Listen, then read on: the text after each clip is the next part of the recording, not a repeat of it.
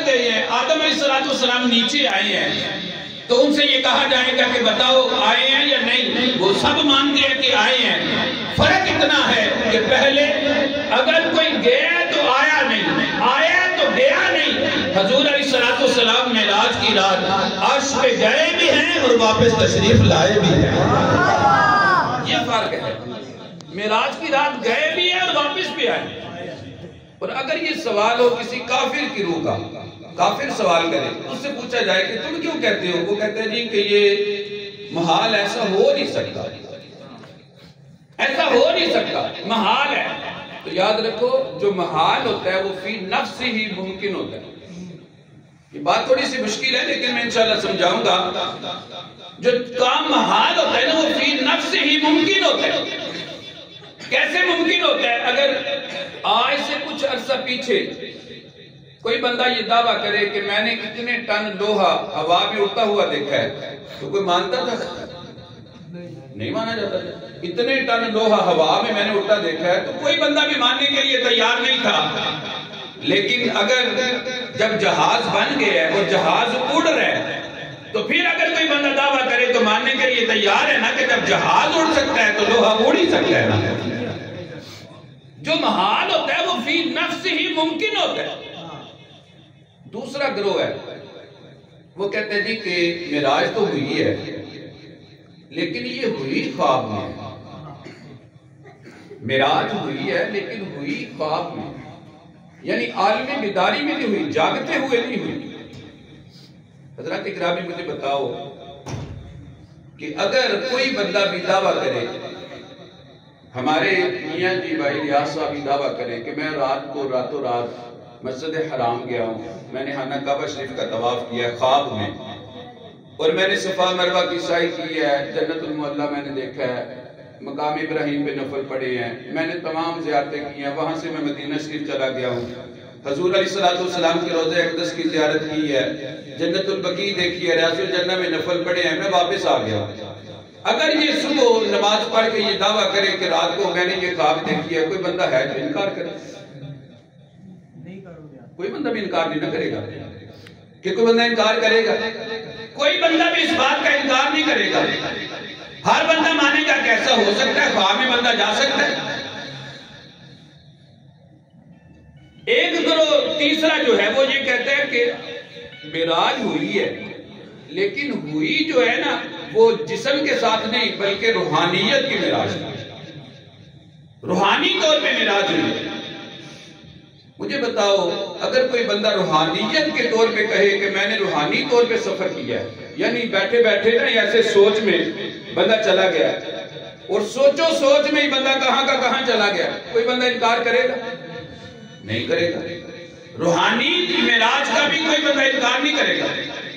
اس کے بارے میں علامہ سعد الدین تفتزانی نے شرح عقائد نسفی میں ایک بڑا خوبصورت واقعہ لکھا ہے، علامہ یوسف نبہانی وہ فرماتے ہیں کہ روحانی طور پہ انہوں نے معراج کی، عروج کیا، گئے، جب گئے تو انہوں نے پہلا عرش عبور کیا، دوسرا عرش عبور کیا، اور یاد رکھیں عرش ایک نہیں ہے، عرش کئی ہیں، یہی بہتر ہے وہ پردے میں روح پوش رہے، اگر پردہ ہٹائے تو کسے ہوش رہے۔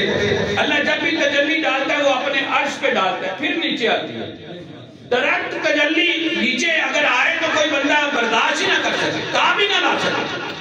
وہ موسیٰ علیہ السلام پہ تجلی آئی تھی نا، پہاڑ پہ تجلی ڈالی تھی، بے ہوش ہو گئے تھے، تو کہاں موسیٰ علیہ السلام اور کہاں ہم گناہگار۔ اللہ جب تجلی ڈالتا ہے تو پہلے اللہ رب العزت اپنے عرش پہ ڈالتا ہے، پھر لوگوں کے مزاج کے مطابق جتنی وہ برداشت کر سکتے ہیں پھر اللہ رب العزت نیچے بھیجتا ہے۔ تو روحانی طور پہ آپ نے پرواز کی، اوپر سے آواز آئی، کیا ارادہ ہے، کدھر آ رہے ہو؟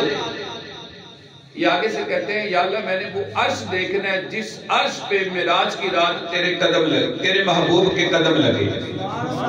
میں نے وہ عرش دیکھنا ہے جس عرش پہ معراج کی رات تیرے محبوب کے قدم لگے۔ آگے سے آواز آتی ہے ارجی یوسف نبہانی پلٹ جاؤ، اگر کروڑوں سال بھی پرواز کرتے رہو اس عرش پہ نہیں جا سکتے جس عرش پہ معراج کی رات میرے محبوب کے تلوے لگے۔ پلٹ جاؤ واپس۔ میں تو حیران ہوتا ہوں جب لوگ ترازو کاٹ کے بیٹھ جاتے ہیں. کوئی کہتا ہے حضور کی شان شیر ہے, کوئی کہتا نہیں سوا شیر ہے, کوئی کہتا نہیں چھٹان کو ڈال. ڈٹھے برج قرآن دے پھول سارے, تیری شان جا نہیں کوئی اور ڈٹھا. کرے مقابلہ جیڑا تیری شان دا, انہوں عاشقہ اصلی چور ڈٹھا. کوئی نور آکھے کوئی بشر آکھے, پہندہ رات دنے ایہو شور ڈٹھا. اللہ والیاں گل مکا دیتی, تساں اور ڈٹھا اساں اور ڈٹھا. محبوبہ تے نکتہ چینی جیڑے کرن تو باز نہیں آمدے, اصل منافق جان انہوں وہ جھوٹے پیار جتاندے. سانو دسیا عشق دے مفتی جیڑے مڑ مڑ اے فرماندے, آزم جتھے دل لگ جائے اتھے عیب نظر نہیں آمدے. جہاں دل لگ جائے اتھے عیب نظر نہیں آمدے, جتھے عیب ہو ہی نہ وہاں عیب کہاں ہے. خلقتا مبرّا من کل عیب کانک قد خلقتا کما تشاء. تو میں عرض کر رہا تھا کہ جو کہتے ہیں نا کہ عالم خواب میں ہوئی ہے, ان کی بات بھی غلط ہے. کس طرح کہ لوگوں نے حضور علیہ السلام کے بتانے پر انکار کی ہے, سوال کی ہے. ان کا سوال کرنا اور ان کا انکار کرنا اس بات کی دلیل ہے کہ حضور علیہ السلام نے خواب کا دعویٰ ہی نہیں کیا تھا. خواب کا دعویٰ ہی نہیں کیا تھا. اگر دعویٰ ہوتا تو وہ مان لیتے خواب میں ہو سکتا ہے, کیوں نہیں ہو سکتا. جو کہتے ہیں روحانی تھی وہ بھی غلط ہے. کس لیے کہ اگر حضور علیہ السلام روحانیت کا کہتے تو وہ مان لیتے. حضور علیہ السلام نے نہ روحانی معراج کا دعویٰ کیا تھا نہ خوابی معراج کا دعویٰ کیا تھا. حضور کا دعویٰ یہ تھا. اب مجھے بتاؤ, اللہ کو مانتے ہو؟ الحمدللہ مانتے ہیں اللہ کو, مومن ہیں. کس کے کہنے پہ؟ حضور پاک کے کہنے پہ. اللہ کو کسی نے دیکھا نہیں. حضور علیہ السلام کے کہنے پہ اللہ کو مانتے ہیں. یہ پتہ ایمان ہے ہمارا کہ دائیں کرنے پہ ایک فرشتہ ہے, بائیں کرنے پہ دوسرا فرشتہ ہے. ہر بندہ جانتا ہے, ہر بندہ مانتا ہے. مانتے ہیں نا کس کے کہنے پہ؟ کبھی دیکھا بیٹھا ہوا ادھر یا ادھر؟ حضور کے کہنے پہ. جنت پر ایمان ہے کس کے کہنے پہ؟ حضور کے کہنے پہ. جہنم پر ایمان ہے کس کے کہنے پہ؟ حضور کے کہنے پہ. حضرات گرامی قدر, اگر رب کو مانے حضور کے کہنے پہ, فرشتوں کو مانے حضور کے بتانے پہ, اگر جنت و دوزخ کو مانے حضور کے کہنے پہ, تو ہمیں یہ بھی ماننا پڑے گا کہ حضور علیہ السلام کو عالم بیداری میں خواب ہوئی ہے اور حضور علیہ السلام کو روح اور جسم کے ساتھ میں خواب ہوئی ہے. یہ بھی ماننا پڑے گا. اب یہ بھی تو ہو سکتا ہے نا, آپ پوچھو کہ اعتراض کیا تھا جی, جو اعتراض کرنے والے ہیں ان کا اعتراض کیا تھا. حضور علیہ السلام کو جب معراج ہوئی نا تو آپ کی چچا زاد بہن ام ہانی کے گھر سے ہوئی.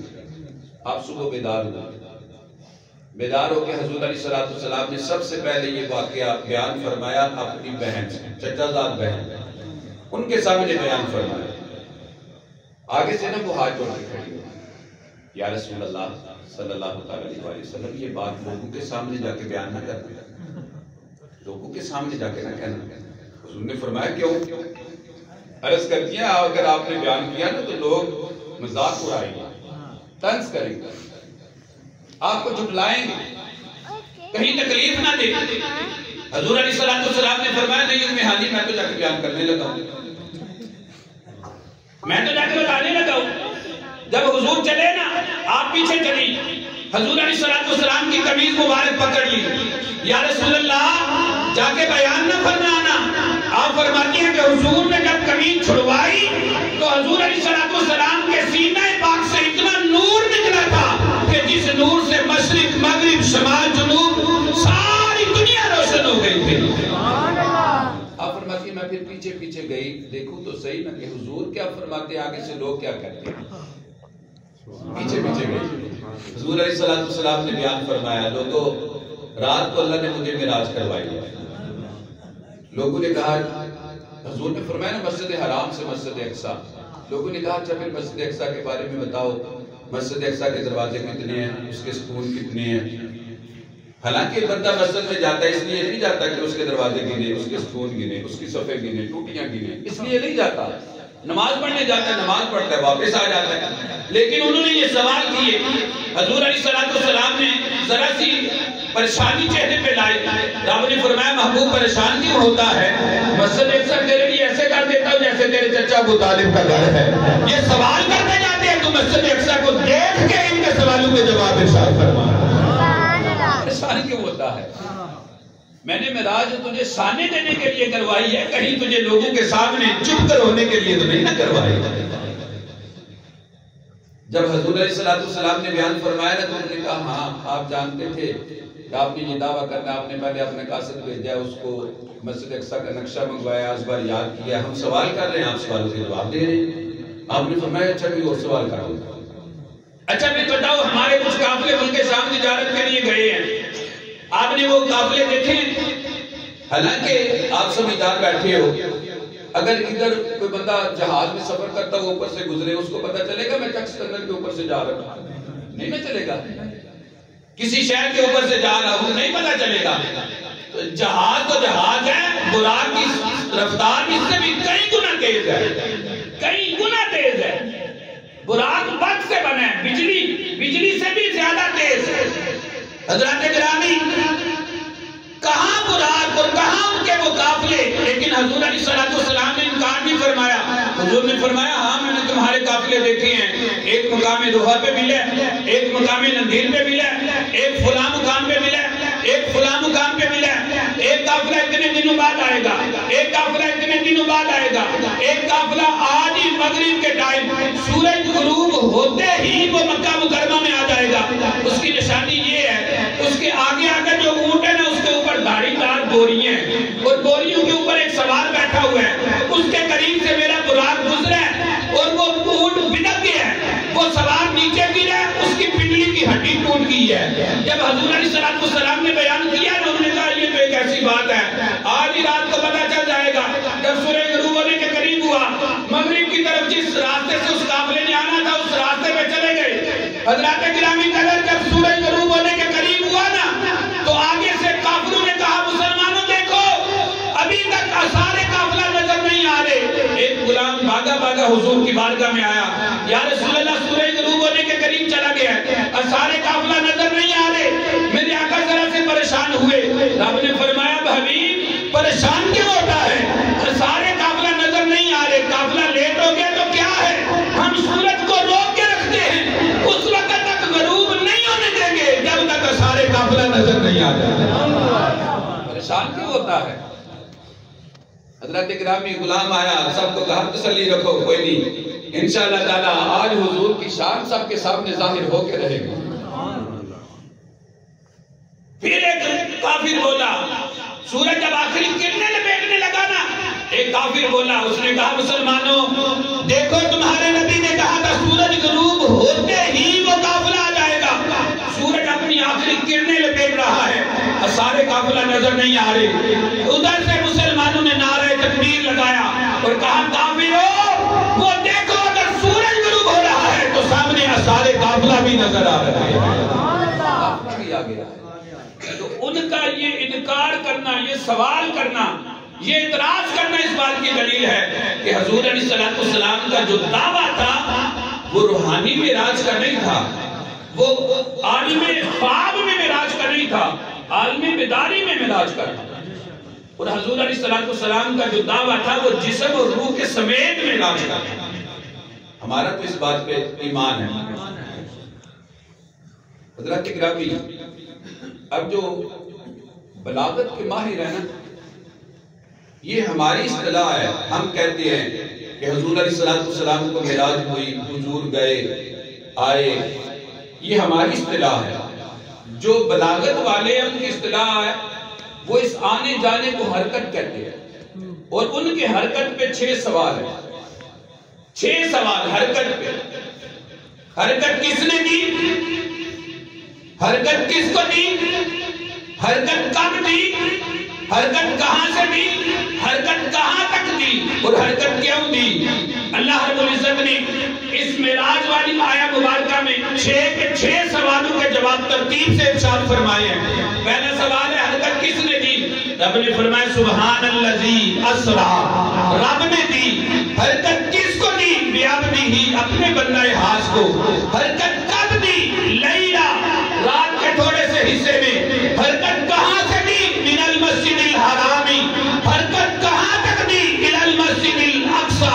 حرکت کیوں دی؟ لنریہ من آیاتنا، تاکہ اللہ رب العزت اپنے محبوب کو اپنی نشانیاں دکھا دے۔ 6 سوالوں کے جواب اللہ رب العزت نے ترتیب سے ارشاد فرمائے۔ حضرات گرامی،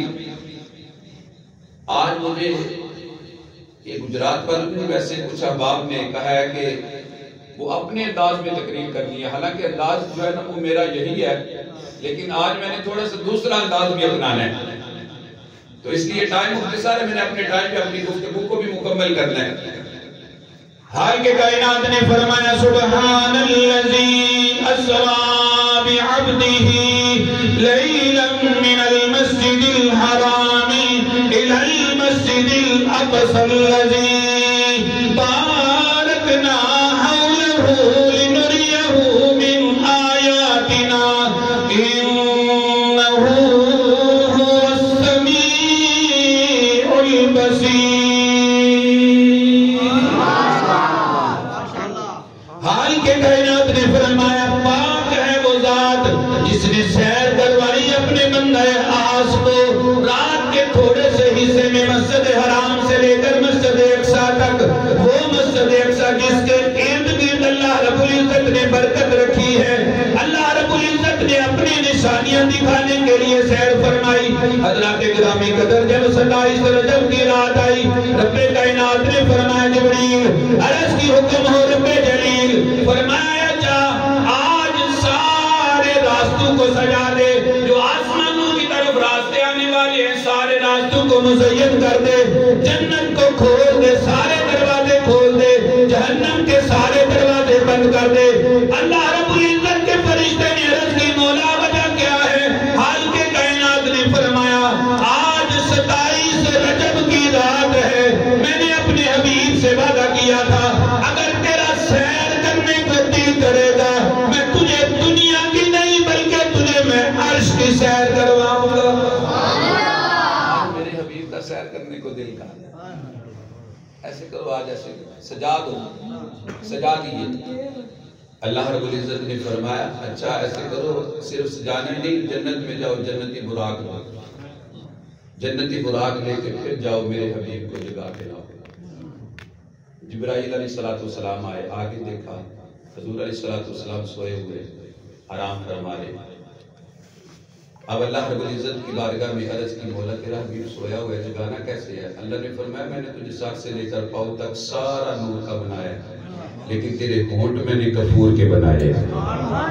باب جبریل کے پہلو میں ذرا دھیرے سے فقط جبریل کو یوں پایا گیا، فقط جبریل کو یوں پایا گیا کہ میرے حبیب کے دروازے پہ پلکوں سے دستک دینا، اونچی آواز ہوئی عمر بھر کا سرمایا گیا، پلکوں سے چوب یا جبریل قبل قبل، اس کا معنی ہے ایک دفعہ نہیں بار بار چوب، قدم ہی ہے ایک قدم کو نہیں دونوں قدموں کو چوب، دونوں قدموں کو چوب، قبل بار بار چوب۔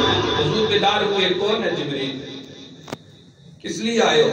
ان اللہ اشتاق الی لقائک یا رسول اللہ، یا رسول اللہ اللہ آپ کو آسمانوں پہ بلا ہے۔ حضور بیدار ہوئے، حضرت جبرائیل علیہ السلام نے دولہ بنایا، حضور علیہ السلام کو براق پہ بٹھایا۔ حضرت گرامی قدر میرے آقا علیہ السلام کی سواری چلی، جبریل علیہ السلام آگے آگے ہیں، میرے آقا براق کے اوپر ہیں، دائیں بھی فرشتے ہیں، بائیں بھی فرشتے ہیں، آگے بھی فرشتے ہیں، پیچھے بھی فرشتے ہیں، فرشتے حضور علیہ السلام پر درود و سلام پڑھ رہے ہیں۔ باغ جبریل میں باغ عالم میں باد بہاری چلی، باغ عالم میں باد بہاری چلی،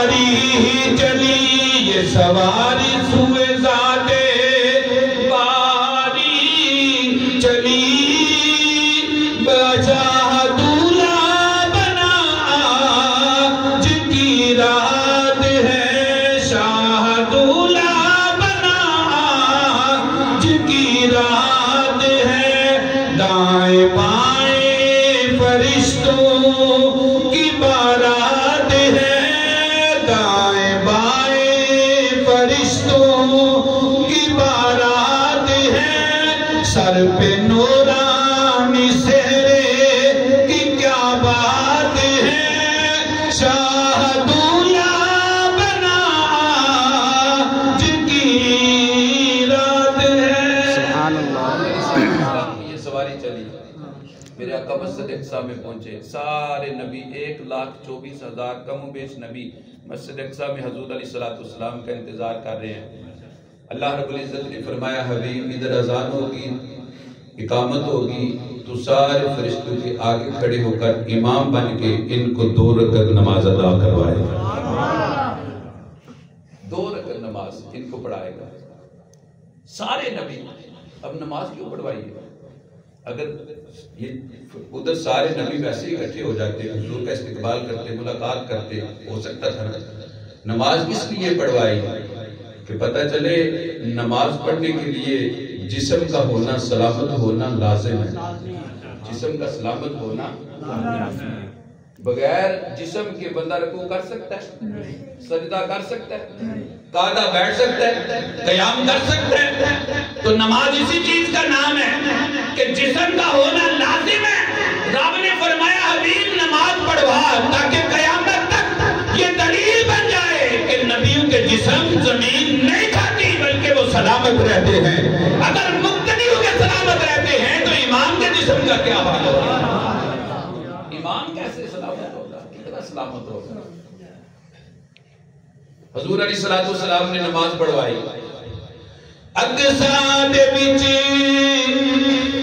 آقا میرے اقصیٰ دے وچ آقا میرے پڑھ کے نماز پیچھے تیرے نبیانو بھی ایک کہنا پیا نبیانو بھی ایک کہنا پیا تیرے جیا کوئی نہیں یا مصطفیٰ خیر الورا یا مصطفیٰ خیر الورا تیرے جیا کوئی نہیں بس تیرے جیا کوئی نہیں کنوں گواہ میں تیرے جیا کنوں گواہ میں تیرے جیا تیرے جیا کوئی نہیں حضرات اکرامی حضور علیہ السلام پہلے آسمان پہ گئے دوسرے پہ گئے تیسرے پہ گئے چوتھے پہ گئے پانچویں پہ گئے چھٹے پہ گئے جب اوپر گئے نا اوپر اللہ رب العزت کا ایک گھر ہے بیت المعمور جیسے نیچے نا خانہ کعبہ اوپر بیت المعمور ہے فرشتے اس میں اکٹھے ہو کے نماز پڑھتے ہیں اس کا طواف کرتے ہیں ہاتھ جوڑ کے کھڑے ہو گئے یا رسول اللہ نیچے نبیوں کو نماز پڑھوائی ہے اوپر ہمیں نماز پڑھوائی بہت سبحان اللہ حضور نے فرمایا اچھا نماز پڑھواتا ہوں بتاؤ کیا دو گے نماز پڑھواتا ہوں کیا دو گے یا رسول اللہ جو مانگو حضور نے فرمایا جتنی عبادت کی ہے نا اس ساری عبادت کا ثواب مجھے دے دینا یا رسول اللہ یہ آپ کو دیا حضور علیہ السلام نے صحابہ کے سامنے بیان فرمایا کہ صحابہ میں نے فرشتوں سے یہ بات طے کر انہوں نے ثواب مجھے دے دیا حضرات گرامی قدر صحابہ عرض کرتے ہیں یا رسول اللہ صلی اللہ علیہ وآلہ وسلم یا رسول اللہ آپ ثواب کیا کرو گے آپ کے پاس تو اپنا بڑا ثواب ہے یا رسول اللہ آپ کو ثواب کی کیا ضرورت ہے آپ اللہ کے حبیب ہو اللہ بھی آپ کا ہے ساری کائنات آپ کی ہے آپ کو ثواب کی کیا ضرورت ہے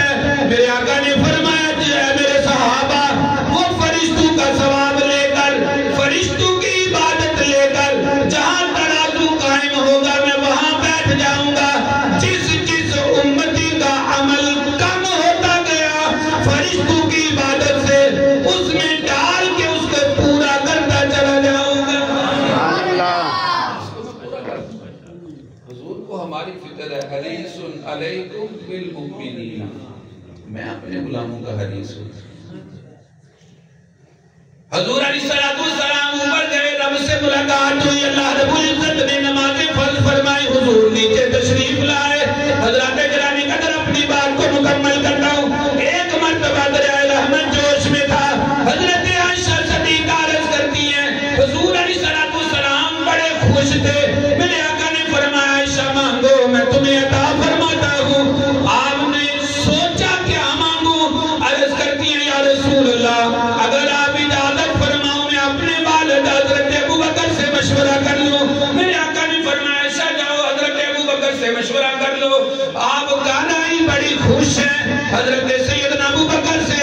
آپ نے عرض کی ابا جان حضور کا دلائل احمد جوش میں حضور فرما رہے ہیں مانگو. میں نے عرض کیا اگر اجازت دو تو مشورہ کر لوں. آپ نے اجازت دی ہے مشورہ کرنے آئی ہوں بتاؤ کیا مانگوں. حضرت ابو بکر صدیق نے آگے سے فرمایا بیٹی جاؤ حضور کی بارگاہ میں عرض کرو یا رسول اللہ آپ کے اور رب کے درمیان معراج کی رات جو آپ کے رب کے درمیان راز و نیاز کی باتیں ہوئی ہیں ان باتوں میں سے ایک بات کا علم مجھے عطا فرما دو.